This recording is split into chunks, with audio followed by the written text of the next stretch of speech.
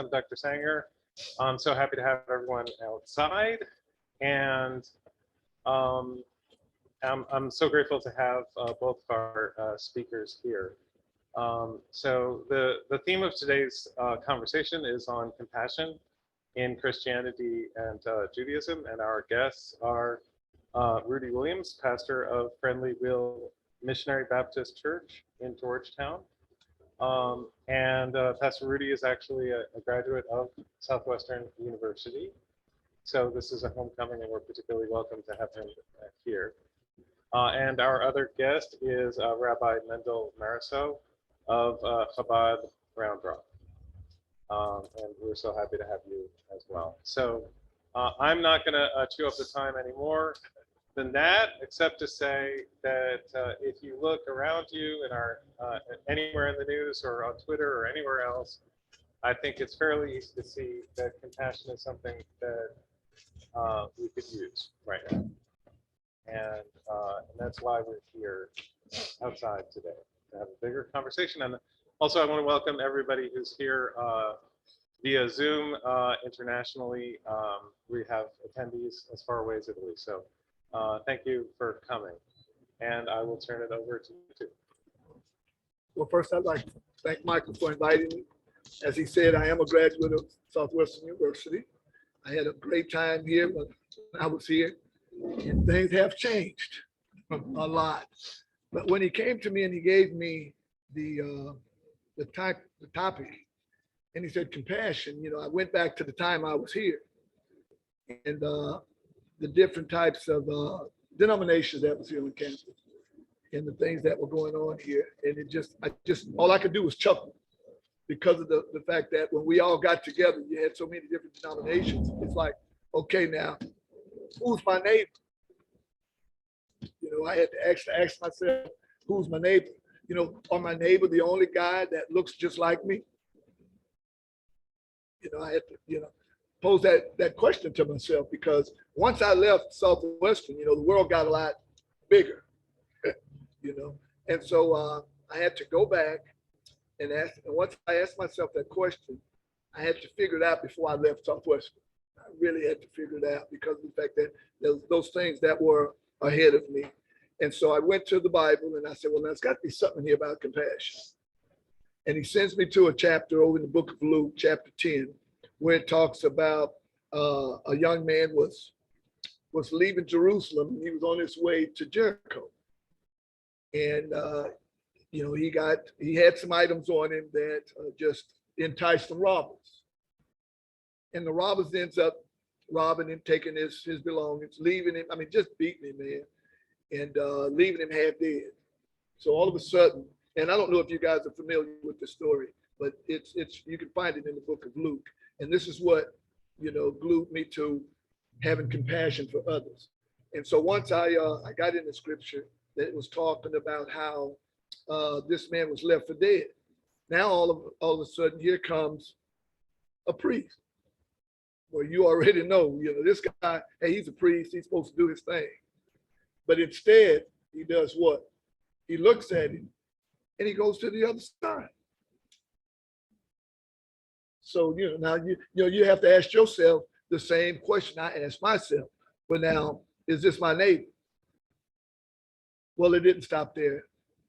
Then a Levite decides, he comes by down the same road, sees the same guy, and he looks at him. And he says, now, I don't know. I don't know. So he goes to the other side. Now, all of a sudden, we got this Samaritan guy. Doesn't look like the guy that was beaten up. But what he had for that guy was compassion. And so I got with a group of guys while I was here on campus. We ended up taking that story to the community. And we didn't tell what side of the tracks we went to. On a certain Saturday, we went to, different sides of the track. We were able to have compassion on those that had need. And so I was looking at this, and I'm like, well, and I had a guy that says, well, hey, man, who's my neighbor? Well, to me, everybody's my neighbor. It's not about the color of the skin. It's not about what tracks you come from. If they need help, hey, here are we. And I hope that, you know, being on this campus, you guys get to see the different religions here that you'll come in contact with and be able to decide before you leave here, who's your neighbor. Just something to just think about. And I'm going to turn it over now to Rabbi, and he can break that story down even more. Okay, so before we speak about compassion, so first of all, I'm Rabbi Mendel. I run a Chabad. Chabad is a big organization. They do outreach to Jewish people. We are in Round Rock. My wife is from Austin, so her father runs the Chabad of Austin. So I ended up in Round Rock. I'm very happy to be here. It's a nice, beautiful day. And before we get started with compassion, let's define what compassion is and what it's not. In Jewish thought, there's seven, but there's three that are really primary. Like in colors, you have three primary colors, three primary emotions. The first one is called chesed. Chesed means kindness. It also means love, and it's a good thing, and it has also drawbacks. The good thing about kindness, the good thing about love, is it's a strong connector, it's a bonder. The downside of love, or immature love, is it happens to be selfish. What I mean by selfish is if you see somebody that you find attractive. By the way, this is also going to be some marriage advice. If you see someone attractive and you say you want to go over to them, you say hi, you know, can I get your number? So that's nice, it's good. But when you find somebody more attractive, or you find more attractive, or for whatever reason that person's not attractive anymore, suddenly you ignore that person. That person doesn't matter to you. So love is really the person, comes from the person seeking love. And whoever it's a he or she is looking to love. It's really an expansion of that person themselves. That's the first kindness, is called chesed. Second emotion in Jewish thought is called gvura. Gvura means judgment. It also can mean fear. Judgment, when a person is judging, it could be a good thing because we have to know where the boundaries are. That's why you have all the time people that, you know, their mission in life is to make sure nobody crosses the boundary. And if you God forbid spell a word wrong or say a word wrong, they're on you. So they're kind of people, and it's a good thing. It has good things and it has bad things. But judgment, by definition, is looking out of yourself. It's seeing if other people fit the criteria, and it usually doesn't have mercy. And tiferes, which is compassion, is actually a combination of both. And tiferes is also called beauty. And the reason why it's called beauty is because it's true. It's really true love. The first case of love, the person that was seeking love, they were just looking for themselves. They weren't looking out for anybody. But a person that's compassionate, he actually sees the other person. It's a hybrid of looking out of yourself, but not just looking out of yourself, but looking out of yourself and seeing somebody else. It's interesting. I saw somewhere that they were saying that the first thoughts a person comes in contact with somebody or something has three thoughts. Could I eat it? Could I sleep with it? Or is it going to kill me? But the truth is that there's a third thought. Is could I help it? And the first two are so dominant that we don't think about the third one. And the truth is the third one is compassion. So could I help it? Or could I see what that actually is? And the statistics today in America actually did get better. At least it got better. Marriages are getting better. They're staying for longer. But one of the reasons why marriages sometimes fail, not one of the reasons, there's many different reasons why they fail, but one of the things is love. If it's built on love, it's a good thing. But it cannot stay on love. It has to develop into compassion. Love, as it gets mature, it brings with it a level of compassion. And that's why a healthy marriage should keep growing. We don't question the love of the person when they got married. They have unconditional love. But what happens when they keep looking around, or after time does its thing, sometimes the love fades away. And the original love was there, but it doesn't change a person. It doesn't make a person better. Love doesn't make a person better if it's immature love, because it's all about him. This is the reason, because as a person gets more mature, you hope they bring compassion into the marriage, and compassion is going to actually last forever, because that's actually connecting with the other person. It says when God created the world, it says He used judgment, and then He saw it wouldn't work, so He added compassion. Sometimes when you judge somebody, which is sometimes you need to know what you're dealing with, so you need to judge, but you need to also bring the background in there. You cannot just judge. The background is you see the person, even if someone does something you don't agree with, you need to have compassion. You need to see why, what's behind it, what's his story. Compassion is actually seeing somebody else. Not love, because love you just see yourself in the beginning. It's not judgment, because you just see the other person, there's no you. Compassion is you see the other person and you connect to them. This is why God said the world needs compassion. The world cannot be without compassion. There's another statement. You see there's a story, you can see a lot of the difference between love and compassion. There was a rich man that was always involved in his business, and it consumed his life to an extent that his family and his wife and his kids came second to his business. But he loved his kids and he loved his wife, so he said, you know what? I'm going to give you a credit card, unlimited credit card. You go shopping. At least you don't bother me. I can do my business, or whatever career he was involved with. And when the kids grew up, they didn't appreciate their father. But the father loved them. He didn't have compassion. He didn't see them. He loved them, but he didn't see them. So compassion is today in Hebrew has a different word, chesed, but chesed is love, compassion is tiferes. But mature love is real compassion. It is when it involves compassion. And the truth is to live a complete life, a person needs to have compassion is the fundamental thing, and that's why in the Torah, in the Bible, you see a lot of times it uses the word have pity. You should have pity like a father has pity for their son. You think have pity. Pity is usually someone that has issues or problems. But so a person is complete. He doesn't have problems or he's happy. Doesn't have issues. Why do you have pity on him? Everybody has different views, and everybody could be seen in their view or understood with their background. Not to be judged, not to be loved, just to be compassionate towards them. Even if they're not someone that has, and for sure, if someone has pity, you should for sure help them. That's why the Torah has, the Bible has so many things that speaks about compassion. And there's actually a statement in the Torah that says like this: a person should go in God's ways, and he should stick to it. And the Talmud asks, what does it mean, go in God's ways? How do you go in God's ways? If we give you like a way to tell what's his way, it doesn't say what the way is. It's a Hebrew word. You should go in his ways. What's his ways? The Talmud says, just like he's compassionate, you should be compassionate. Just like he clothes the naked, you should clothe the naked. Just like he feeds the poor, you should feed the poor. You should see what you can help other people. So the truth is, we have to rearrange this saying that says that when a person sees something, the first thing that comes to mind is if he can eat it, sleep with it, or if it could kill him.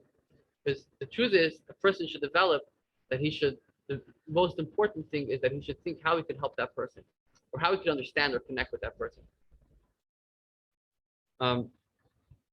There's an interesting saying, and it's interesting that the more a person has compassion is not something that you could actually grow. It could actually grow. The people that are compassionate, they become more and more compassionate. And you see, and here's another place that you can see the difference between love and compassion, at least immature love and compassion.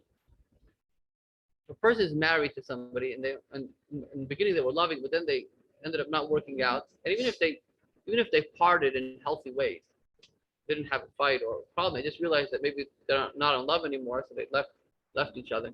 It doesn't change them. It doesn't make the person a better person.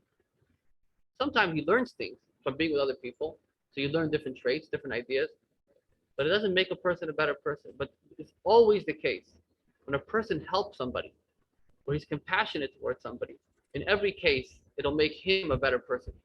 There's a weird statement in the Talmud that says that there's more than a person giving to a poor person is the poor person giving to the person giving. The taker is giving more than the giver. How could that be? The taker didn't do anything. He just received. But if you imagine a world that nobody can take, people cannot give. It'll only be a situation of love. People will be very immature. People will turn their back, like in the case of someone's just seeing a girl and says, you know what, or a boy that says, you know, that guy's attractive or that girl's attractive. Let me approach it. Then he finds somebody else. Or go to the next guy. Go to the next girl. You won't see it. The power that compassion brings, it gives to the person that could be compassionate, is a huge power. And it changes him as a person. He can live a fulfilled life. He knows he can understand or connect with somebody else. And it's something that we take for granted, but it's something that's very, very, very powerful.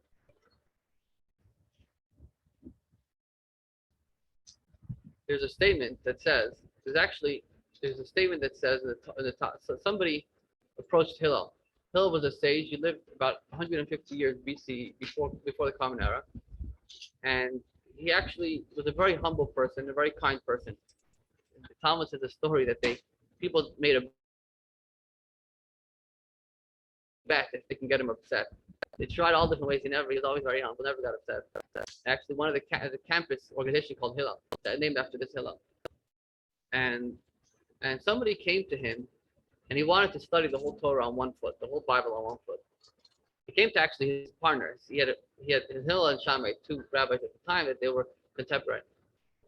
And he came to his friend. He said, "No, I can't do it. It's too much information. I can't do it on one foot." He came to Hillel, and Hillel told him, it's in Aramaic. So, what you hate, what you know is hated to your friend, you should not do it to your friends. So we know there's a common expression that says, but do unto others what you ought to be done to yourself. It's a nice statement, and it's true. But the problem with that statement, not the problem, I think the more complete statement would be what Hillel said. Don't do unto others. Don't do to somebody else what you know they don't like. Because if somebody has a belief and he thinks he's right, sometimes the other person doesn't share that same belief. So really what you're doing is you're seeing yourself and you're seeing it through the other person. You're not seeing the other person. You're seeing the other person as an extension of yourself. You're seeing through yourself the other person. But sometimes the other person thinks differently. And you can't, and there's no way to access that person. There's no way to know what that person's thinking unless you go totally out of yourself and you connect with that person. But when you're thinking what you like, you can't think about the other person. Because you're thinking what you like. You're not thinking about the other person. But when you think what you don't like, what makes uncomfortable, that's equal by everybody. Nobody likes to be controlled or told or commanded or different things. People don't like that. So we usually share what we don't like. So you could see the other person, what you don't like, a lot better than what you can see yourself. That's it comes from compassion. Because when you see yourself, when you're seeing somebody else, it's very hard to really see them. The more you could have compassion, the more you could actually connect and see the other person. That's why the Torah puts so much emphasis, the Bible puts so much emphasis, even though love is mentioned many, many times in the Bible. But when it comes to our behavior, it says we should act compassionately. Compassion really, really is a powerful thing. And today, I think, like Michael said earlier, it's really missing people. I don't know if it's missing people. If people would have more compassion, there'd be a lot more civility. People live a lot better together.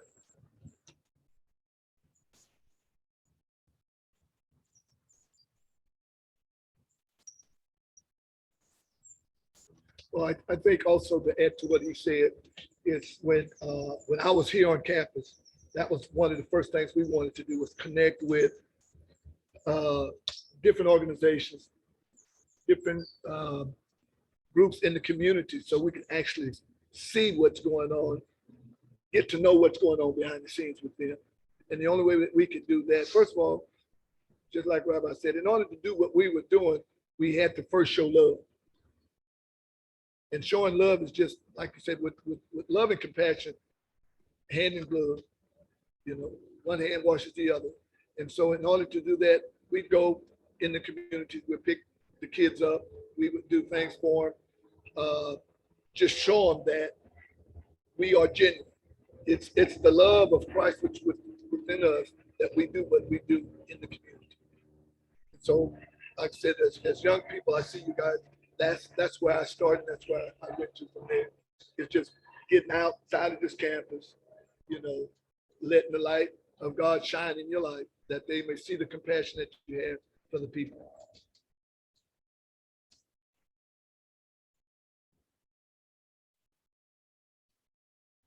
I think also when you have compassion, people realize that, and they it's that people when it's like a catchy, like, you know, they say if you give somebody a seat on the train, like it has a ripple effect.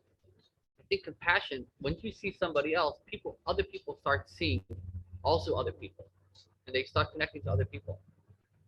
People start acting more compassionate. It has a ripple effect. That's one of the powers of compassion. So you don't just help yourself, but you help the people around you in a very powerful way. People see it and they reciprocate.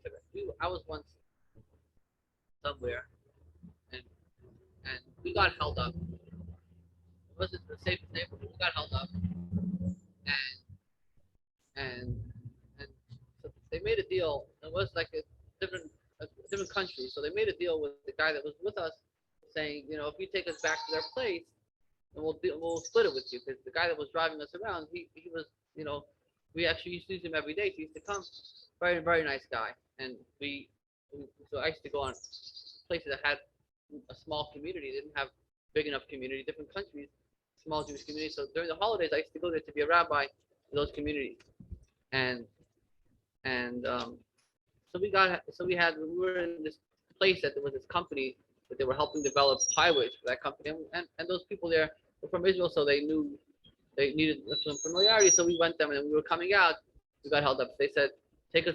So they told the taxi driver, take us to their place. We'll make a deal. We'll split it with you. So the driver said that he said, he was a very nice guy. He's like, they're not business here. They're here for the church, for the synagogue. They're here for. The guy's like, I'm so sorry. And they took our passports, you know, because they try to get more. So they said, I'm so sorry. They gave us back our papers, our passports. They said, you know, we don't want to interrupt with this. We don't want to interfere with it. What happened? Nothing really changed. We were the same people, and they don't know what we had. It could be that we had something they wanted, you know, and there, even a cell phone's like a thing, you know, big deal. But they saw that we came for a higher purpose, so they reciprocated that way also. They said, I remember we were driving away. They knocked on the window. They said, hope you forgive me. I said, absolutely. But, you know, let me go. I'll be happy.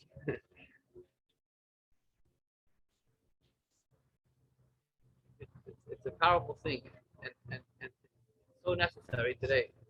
And people, I don't know if this is true. Rudy, what do you say? The statement that when a person sees something, the first his initial response. I think that initial response should also be compassion. It could be compassion, Yes. and I think it is. I think it just missed out.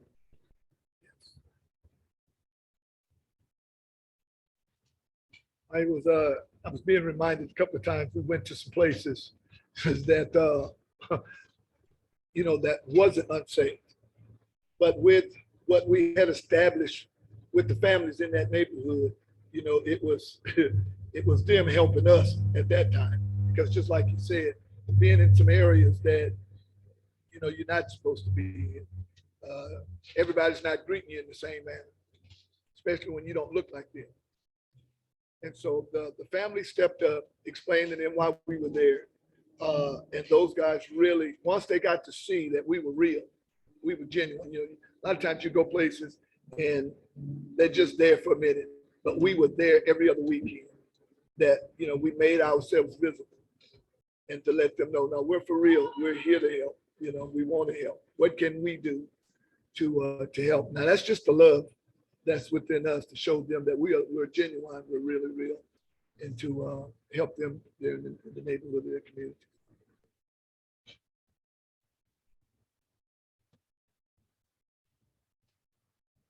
Yeah, so I think we can open up for questions, and maybe start with Serena.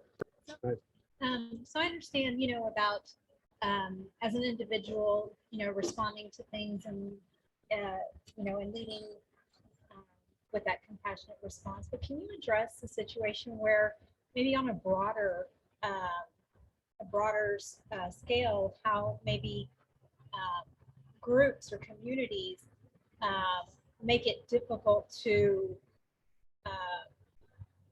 you know, they're as a group are not leading with that, you know, they're more in, their response is not a very compassionate one. Their response or their actions are really, they've already got a boundary set up, or they're not willing to hear, those types of conversations. And so how is it getting past that? And I think that does speak to that breakdown of, whereas a community or a country or a nation or globally, there is a lack of compassion. How do you address that on a broader scale? Well, now, as for me, because I have a congregation, and I have a pretty nice sized congregation. And so I run into that, locally and statewide. But what I do is I try to weed those people out, because if they're not going in the same direction in which we're going in, you don't need that. And that's just me. I don't, and I don't try to push anything on anybody. That's what they believe. That's what they believe. But I won't allow them to get in there to poison the rest of us regarding compassion and love that we're supposed to be doing, which is what the Bible tells us to do. And so that's just me speaking from a pastoral perspective. Communal, I think it's hard to, I think probably the best way to change a community is by changing, is by individuals, changing themselves. I think that, I'll tell you a story that I saw from our teacher, the Rabbi. He's a big contemporary rabbi. He passed away, he was in New York. There was Daniel Monaheim, right? Yeah. He was the senator of New York. And another senator told him to visit the Rabbi. And he was reluctant to go at first, because he said that a lot of times communities, they want certain things for themselves, which is natural, that communities survive. He didn't want to go. He was afraid that he needed to do a favor or something. And he went, and the Rabbi spoke to him for a while. And at the end, the Rabbi said, "I want to ask you a favor." He got like, "Okay, now let's see what it is." The Rabbi was in New York, and he said, there's a group. There's a group in the Lower East Side, Lower Manhattan, Lower West Side, or Lower East Side. That in New York, it's called Chinatown. A lot of Chinese people immigrated, and they lived there. But the Rabbi heard that Washington D.C. allotted money for this community, but because they're so reserved, the hardworking people, they don't get the funds don't come their way. They never fight for it. So Rabbi wanted to know, since he's a senator, and he should take care of it as soon as possible to make sure that these people get what they deserve, what they're supposed to get. And I think the way to deal with, and I think that's the correct response. A lot of times, when someone puts up a boundary, so we interpret the boundary a certain way, and that makes the boundary bigger. So I think the correct way to do it is to see what that person needs, or look through it. Sometimes it's a background that they have, and they responding a certain way. Sometimes, I know there are communities, I know from Jewish communities in New York, there's a lot of different communities, but some of them are very reserved, and they stick to themselves a lot. In Brooklyn, I know some of the summer community, and I think the reason for that is because they came from a very rough neighborhood in Europe. It was very difficult for them, so they don't want to deal with anybody. Like, they want to just be left alone, because that's how they dealt with hundreds of years, and that's how they responded. So I think sometimes, and I'm just saying from that community, and I'm not saying I'm projecting, but I'm just saying that sometimes the correct way to interpret a boundary is to see through the boundary, see what that person, why they're responding that way. Sometimes it's not, sometimes it's prejudice, but a lot of times it's not. And then, like Rudy said, if it's prejudice, then you got to take throw it out, because you don't want them poisoned. But sometimes it's just their response, the way that they however they were either treated or not treated, whatever, however their interpretation of the situation is, they're not understanding. So they put up a boundary. So probably the best way on an individual level is just to break down our own boundaries. But I think on a global level, to better understand them. And I think they'll be more understanding also once they feel understood.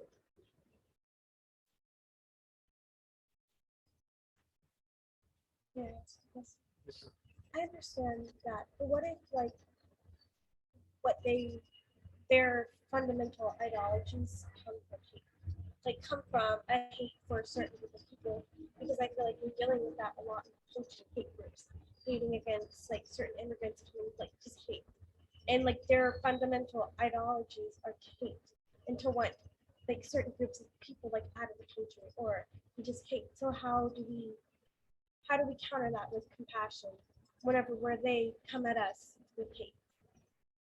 Do you understand what I'm asking? Yeah. Well, you just have to hold your ground, stand your ground, because if it's in you, you're not going to give it up just by him cussing you out or throwing water on you, something like that. But you're just going to have to stand tall and be the bigger person. I mean, that's it, because if you retaliate, then you know better than them. Yeah. Yeah, I think King Solomon said, "Don't answer a fool with his foolishness." So sometimes that's probably the correct response, is not to answer the fool, because then you're going to become like him. You fight the same fight. But yeah, I think in cases like that, you need to stand tall. But I think sometimes the bark is bigger than the bite.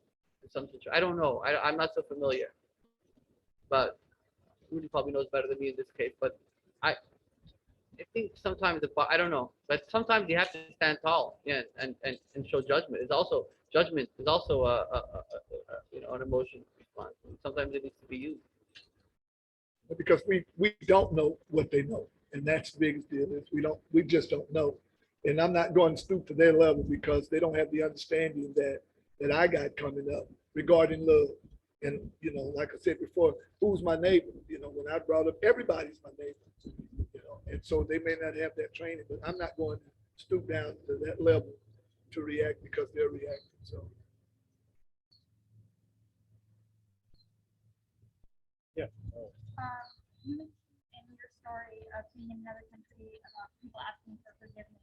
How do each of you view forgiveness and compassion? How do they interlock? Where do they diverge? How are they connected? Forgiveness.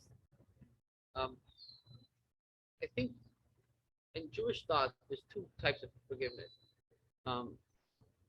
So one forgiveness is we see past that, and not going to look there anymore because either it was a mistake or it was a misunderstanding. And then there's another forgiveness, is that you become a new person. You're not the same person that you were yesterday. You grow. And in that particular case, he was just asking, and it was okay. I think he changed a little bit. He had a different understanding of the situation. But the proper forgiveness is when a person realizes that he changes, he or she changes. They become bigger, like they become more compassionate people. So they're not the same person. They have a different understanding than they had before. Their mind, people, we change all the time. We're not the same person that we were when we were 5, or we're not the same person that we were when we were 10, and we change. We hope that we become more compassionate as we get older. So as we change, we become more, we hope that, so really forgiveness is sometimes we're looking it over, and we're looking over it, and sometimes we don't have the same thing anymore. We're different. And on that note, it's about me now, because who I am, what level am I, with that, because you can't look at the individual now. It's all about you now, because now, where do I go from here? Do I just stop learning about compassion? Do I stop learning about love? Or do I strive every day to get better and better, as he said, on a daily basis, to take it to a whole nother level so they can actually see my genuineness, that I am real. This is just not something I'm going through for, 4 years at Southwestern University. No, this is something I'm growing into. So when I leave Southwestern, I can actually deal with the real world outside of this campus. So, and then you got to put yourself in a position to learn more.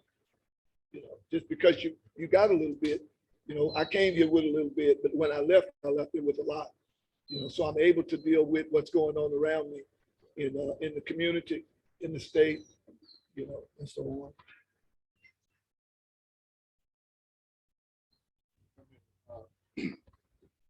I certainly appreciate everything you both are saying. I agree fully with it. As an undergraduate student, I was very ambitious. I was very zealous. I had great ideas for how I was going to go out and save the world. And because I saw, this is the early to mid 90s, where we weren't as inundated at a time with the kind of negative information we get so much today that it kind of influence and maybe make us a bit more cynical. I was also spent most of that time from the time I left college to just a few years ago in the Army, going around different places, stationed as an active duty soldier, seeing different things and the way we can treat people in the ways that make us question our humanity, even question, quite frankly, yet the role of compassion in that. Over fast forward 30 years, cynicism has found a way of creeping in where I don't dispute what you're saying. I definitely feel like we must continue to maintain that compassion at an individual level. But to the point of the first question that was posed, I see that difficulty playing out when I'm raising my children and trying to teach them to be compassionate and kind and loving and forgiving in a world where, from their point of view, doesn't seem to do that back. And that's where like there's often tension, because my wife's philosophy is very much, our boys must be good and kind and neighborly, and they must always be well behaved. And I worry because I'm going to send them out into a world where everybody doesn't think and feel the same way. And so there's a great tension between that my cynicism conflicts with this idea that I certainly believe we must be compassionate and kind, but I have trouble teaching that in a way that feels almost like I'm blindly telling my children, the world's going to treat you the way you treat them. So there's a risk with this compassion. I'm sure that taxi driver saw that as a great risk, or perhaps you in your work, when you were doing what you were doing, were aware that you were doing with a certain amount of risk, that perhaps the work you were doing to help others might cause you some harm. And that's something I guess we have to be willing to accept. If we're going to be compassionate people, it's not going to come without risk to harm, or we won't get that reciprocated to ourselves. And so I suppose that's a question as much as a commentary on just perspective. As we're getting older, I have become more compassionate, not less so, but I've also become more cynical in my approach to compassion, particularly Guard up. how I teach Put your action. guard up. Yeah. You put your guard up. It's better at putting your guard up. Absolutely. Well, I've got a good friend of mine. He's the chaplain for the Chicago Police Department. And every weekend, they're having anywhere from 18 to 2,500 murders. So he comes to me, he says, hey man, I got to do something. How can we stop all of these murders? And I told him, when you find that out, let me know. Because these things that are happening are supposed to happen. But now what about what's going on in front of them? So don't stop doing what you're doing with the kids, because that's how we're going to break this thing. We have to train the new generation to come up and be able to see, yes, it is around, but do we have to participate? The question is, do we have to? No, we can still be ourselves in this world. Keep doing it. No, keep teaching. Yes, I know things are going to happen, but now watch this. When it happens, it's not as bad because you've already told them it's going to happen. So now when it's their turn, or they can see what's going on, they don't have that, wow, man, what about us? No, they still have that zeal to continue to be all they can be, and even in a world that's full of chaos. So no, you keep doing it because you made it. You still going. I hope you're still going for that next level. See, even though you haven't reached it, but you're still striving. And that's all we need to show. Show the people that there's another level from day to day. The truth is that it's not necessarily a contradiction. There was somebody that the story in Talmud, actually. There was a person that had someone come over to stay in his house, but it looked a little dodgy. So he put him on the second floor. And at night he came to rob him. And when he came down, he fell because it took the ladder away. So they asked him, he said, how do you know he was going to rob you? He said a statement like, it's kabdei, means honor him, but suspect him. You could honor somebody and also have a guard. I personally have a weakness with this. I sometimes fall. I get it a few times that I was in places that I got into trouble. I didn't have a good guard, but that's my personal thing. You could honor somebody, give them full respect, and also put a guard up. You don't have to let them take advantage. You could also say, hey, compassion is seeing the other person, seeing them. It doesn't mean that you don't, that if they're going to harm you, you shouldn't put a shield. You can put your guard up. Like we said earlier, with the people that come, the haters that come around, But sometimes I think there's a sign that goes around. I personally don't like it. It says haters have hate has no home here. Like there's a sign, hate has no home. I personally don't like that sign so much because you're basically hating the hater. When Right. you hate, it's not a good thing. You could just say, this home is love. We love in this home. So like this, someone that comes and he feels hate, he doesn't want to come in. He'll maybe change. Say hate is no home, and he'll put up a sign that that doesn't. Sometimes you have to. So in some cases you have to use a stronger approach, but sometimes you have to see through the stronger. You have to see through it. You have to know. You have to use a judgment.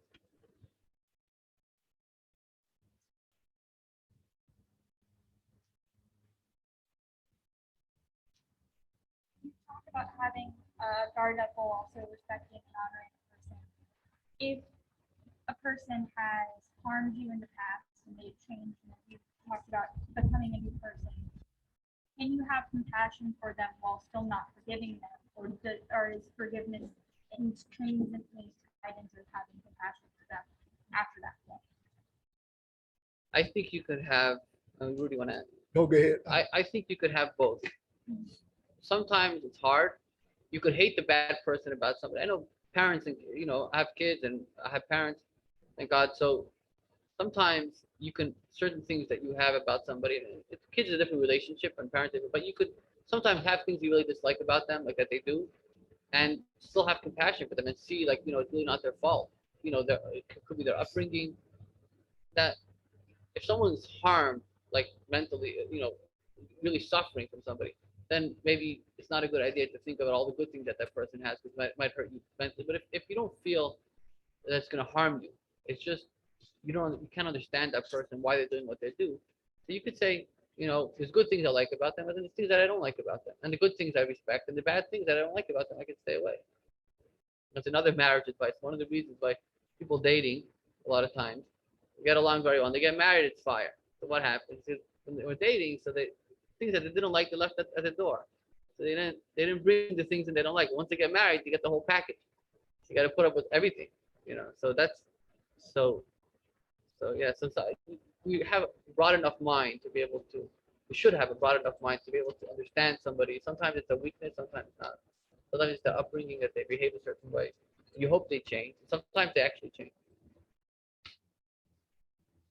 And my thing is about forgiveness. I mean, in the forgiveness part, the forgiveness is for me. It's now about me, because I don't want to see that individual. And every time I see that individual, it bothers me. It doesn't bother them. It bothers me. And so I definitely need to get rid of it. I need to dump it really quick to be able to go on with my life. So when I don't need to be up under this individual. We can be from a distance. And that's usually the way I am. If somebody's hurt you, I won't give up my love, my compassion because of that individual. I'm going to save that. So now we don't have, we ain't running together. Let's get that straight. But no, I have to get it. You have to dump it because it'll bother you right on, till you do something about it or whatever. But no, dump it, get rid of it. Yeah, sometimes it pays to dump it. Yeah, for sure. Difficult. Definitely pays.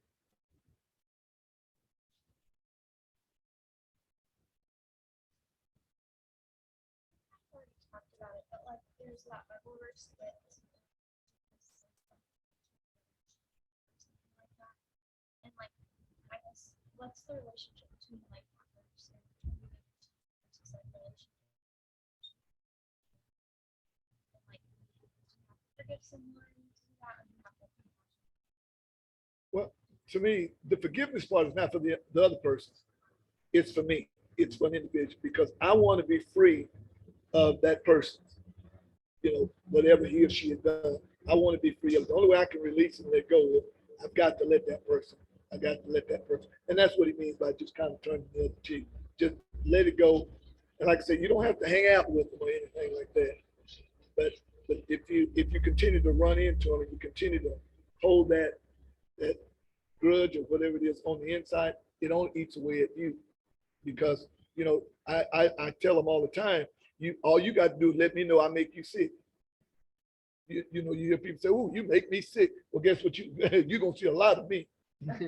See? Because watch this, because it won't affect me. I'm going to affect you. And that's what I'm saying is don't let that affect you on an individual level. Let it go, just cut it loose. And that way you can be free of whatever. There's a story with the monks. They were carrying a lady, and then she said, you know, we let go of her like a few blocks ago, and you're still carrying her. You know. We'll get heavy. Yeah.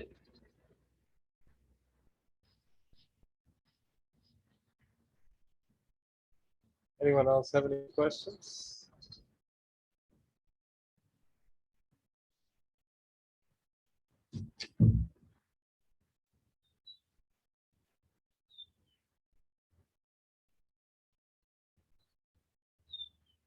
You talked a bit about stories and other things that you love about compassion. Is there a particular quote that you really resonate with compassion, whether it's from religious texts or from other media?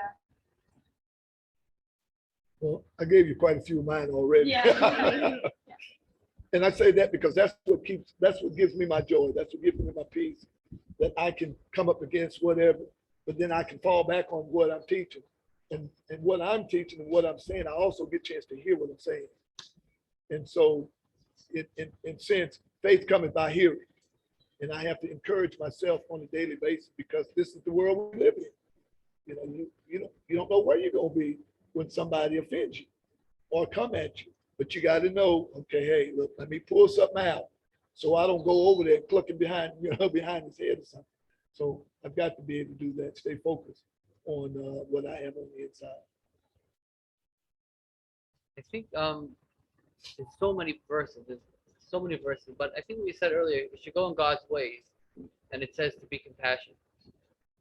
Because I think that really, it lets people live together. That's really, it gives room for other people. And when you see someone with a problem, if you can help them, it'll change you. It'll make you a better person.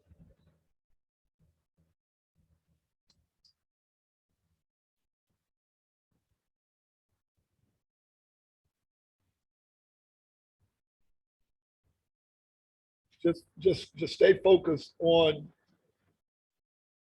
yourself, on being the individual you are, because don't let anybody turn you into something that will make you, do some things that you don't want to do, you don't normally do. And that's why I said you got to stay focused, especially in an area where or around people who don't look like you, who don't act like you, who don't talk like you, and things like that. So just stay focused because those are the ones that can easily push your buttons and take you to somewhere that, what they always tell me, write a check your honey can't cash. Ready to check that one? I can't say that with faith.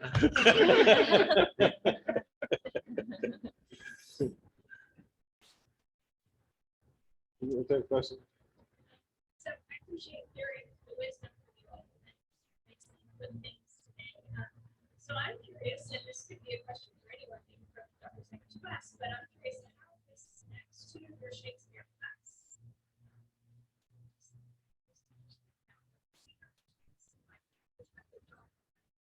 Oh, sure. Well, that's the reason why we're here starting off. We're going to be studying Shakespeare's play, The Merchant of Venice.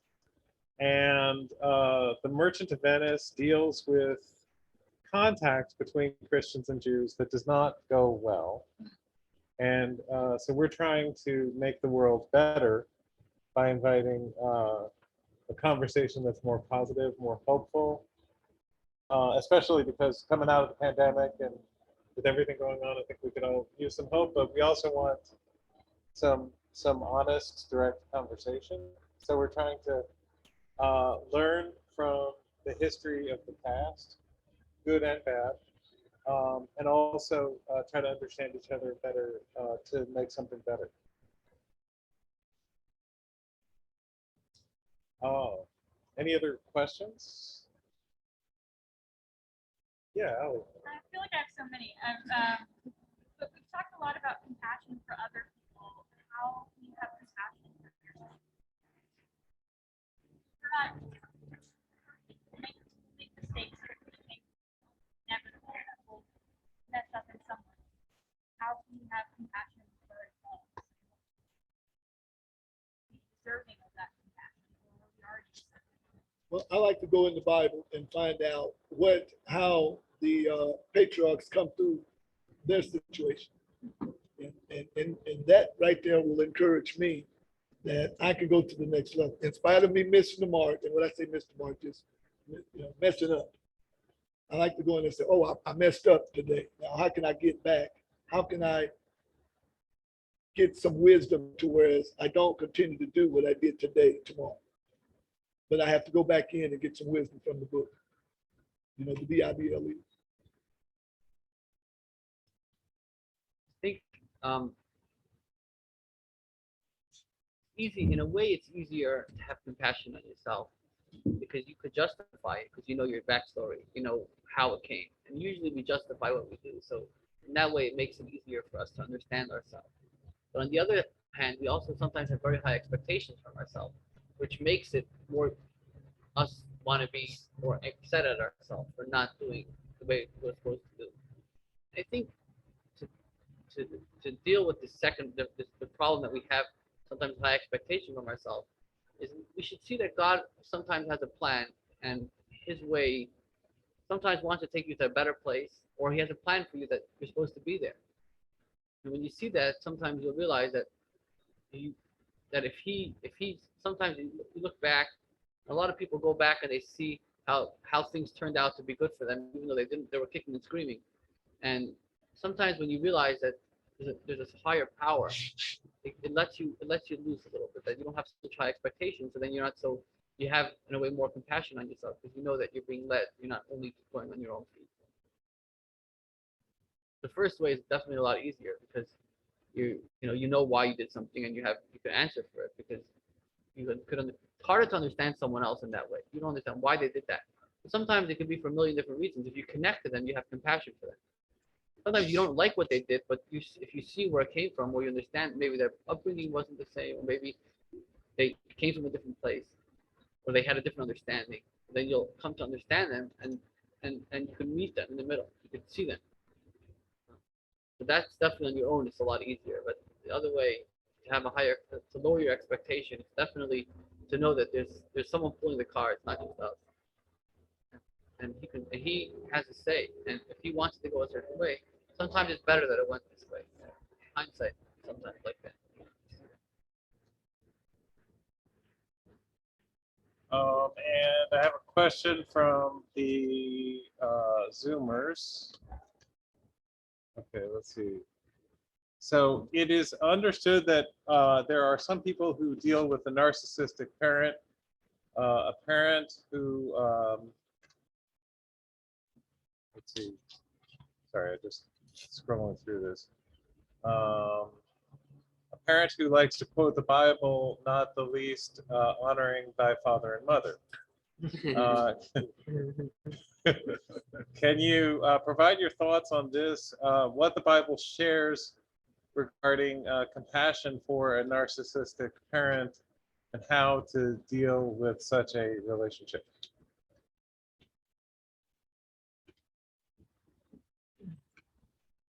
Well, it goes back to me, it's just knowing who you are as an individual, knowing who you are, and then get in the Bible and know the truth.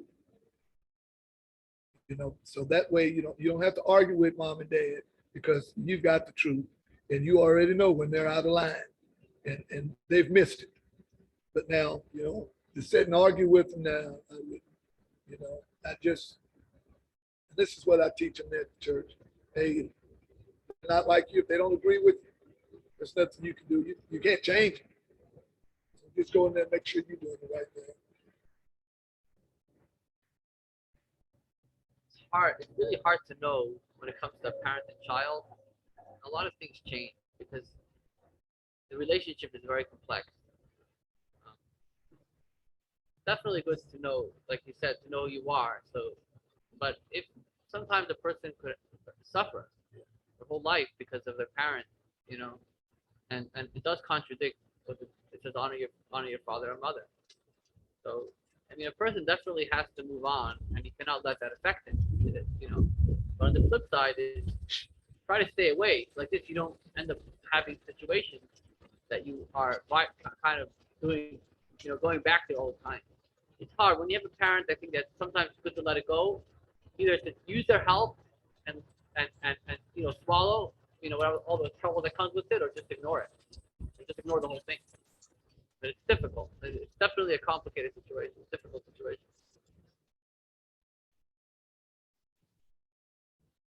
Going back to what you were saying about sort of forgiveness and that relationship with other people, I guess I've struggled a lot with the feeling of, I can't think of a better way to say this, feeling like a doormat in that way, like sort of letting people walk all over me. I do try and practice forgiveness, and in some ways it does sort of help me and releases me from things, but in the other ways it has in the past like invited people to keep hurting me. And I've used to talk to, I used to go to church in Houston, like we used to talk about, he quoted like blessed are the merciful, obtaining mercy and that a lot. But I guess the constant feeling of the not obtaining mercy can become difficult. So how do you? Well, like knowing who you are, who are you? What do you have to bring to the table? You know, strength, knowledge, wisdom, and you know right from wrong. You know when they're trying to use you as a doormat, you got to just step up and be who you are. You know, and you can do it nicely. You don't have to be mean. You know, turn around and do what they're doing to you. You can still just in love. You know, hey, you know, that's not who I am. And then once you start stepping up, and then they'll start looking, well, she's changed. No, you're not changed. You've been this way. You guys I'm just tired of you guys, whatever the case may be. But yeah, you just got to know who you are and know that what's in you will give you the power and the strength to overcome whatever they're trying to do to you. You know, don't just be blind to it. And you know it's not right. I think sometimes you need to have compassion on yourself. And like you said, have compassion on yourself and say, look, you know, if I'm not going to be happy doing it, then maybe I should tell them no and have compassion on myself. And maybe another way to help with this is sometimes you don't want to be mean, so it's hard to know, you know, what it is. Sometimes it's good to do it not for them, or not to say no, but because you want to do God's thing, so you're going to be compassionate. You're not doing it for them, and you're not doing it for you, you're doing it for God. It makes it a little easier. Like you feel like there's a purpose to it, so you're not just saying yeah. At least when you do it, so you're not. I think you can do it and still do it in love. I mean, you just got to figure out, you know, how to do it in your own way. You know, I can't tell you how to do it. You have to be yourself, man. But you can still do it, get your point across, and still be in love, and still let them know that, hey, look, if you need whatever, I'm here. But other than that, you know. Just learned out how to do it in love now. I'd be, you know, but I'm sitting there laughing, joking with them the whole time. I'm letting them know, no, you know, we ain't rolling like that.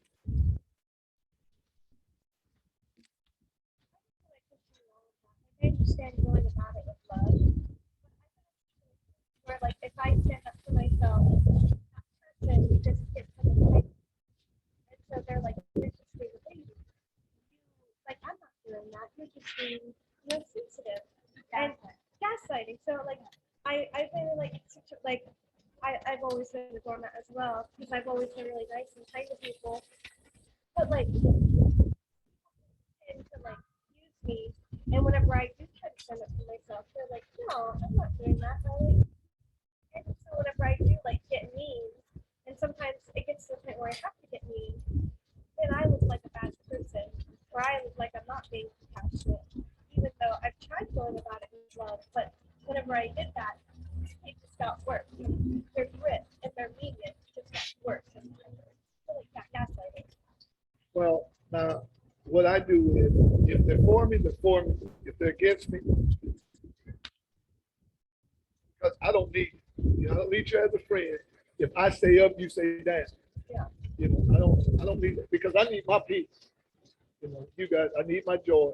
So I have to, and right now, you guys gonna have to decide who you gonna let hang with you. You know, who you gonna have as a friend from this day forward. Everybody that hangs with you don't mean you will.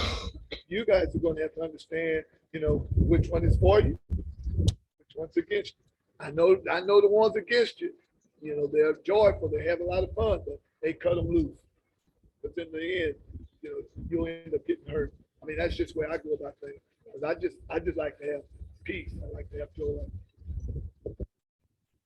I think it's an evil thing that if someone's taking advantage of your mercy, of your kindness. Kindness is one thing. When taking advantage of your compassion, it's time to because you're understanding them, but they're clearly just using that as a tool to use you further. That's not a pleasant feeling. If you're so I think that if you feel that way, it's probably time to let it go. But on the flip side, is sometimes you are doing something for somebody that's compassionate, and you're doing it anyway, and you don't feel that kind of relationship, or you don't want it to become like that. And sometimes it's good to feel like, say, I'm not doing it just for you, I'm doing it also for a higher purpose. That kind of gives context to the situation, so the person understands that you're not doing it just for them, so they can take advantage of it so easily. But definitely, if someone's using your mercy or your compassion against you, it's definitely not. It's an awful feeling. You should let it go. Let that person go. Cut it. I think a lot of understanding that also comes from experience too. I hate to say that, but I think it does, because I remember having fun friends and having good friends. And a lot of those fun friends came with those problems. And it's hard to let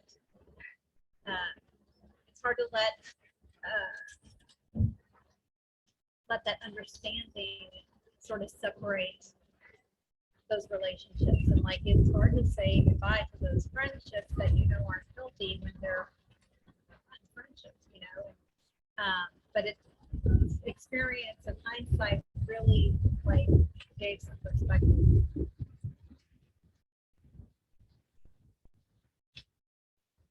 Well, I think we might be out of time.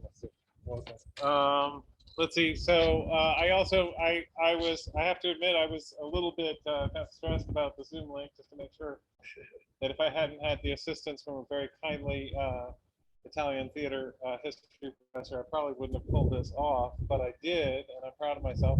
And being that I was focused on the Zoom link, I forgot to say at the beginning, thank you for the external granting institution, Academic Engagement Network, which is created to foster conversations like this, where people can get to know each other, build bridges, and make the entire community more inclusive and more respectful and constructive.